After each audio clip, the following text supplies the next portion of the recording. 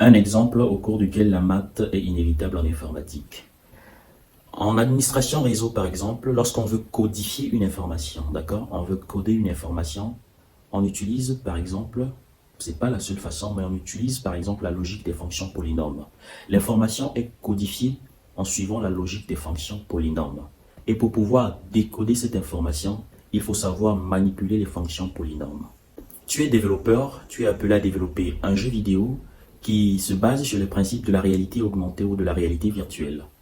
Si on s'arrête sur des jeux 2D par exemple, tu te retrouves face à l'utilisation d'un repère orthonormé avec les axes X et Y. Là encore, ça peut passer, mais si tu te retrouves dans un jeu de réalité virtuelle ou un jeu 3D où tu n'as pas seulement l'axe X et Y, mais tu te retrouves avec trois axes X, Y et Z, courage avec la géométrie et la physique. Pareil quand tu utilises une application de géolocalisation. Beaucoup ici ont déjà utilisé Yango, beaucoup utilisent Google Maps.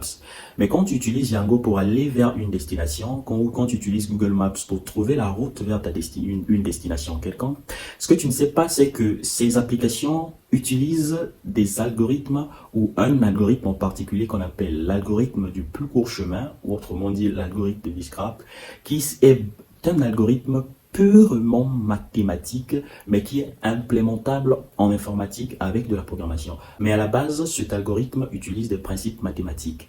Et si tu n'es pas assis avec les matrices, tu ne pourras pas t'en sortir. Et là, ce n'est que la base. Je ne te parle pas de la cryptographie, mon ami. Ouh là là. Tu arrives en analyse ou en sciences de données, où il faut collecter, traiter des données. Tu vas te confronter à de la statistique. Ah oui, en analyse de données, en sciences de données, on utilise beaucoup de statistiques, surtout la statistique descriptive, même en intelligence artificielle. Je ferai une vidéo un peu plus technique, un peu plus détaillée.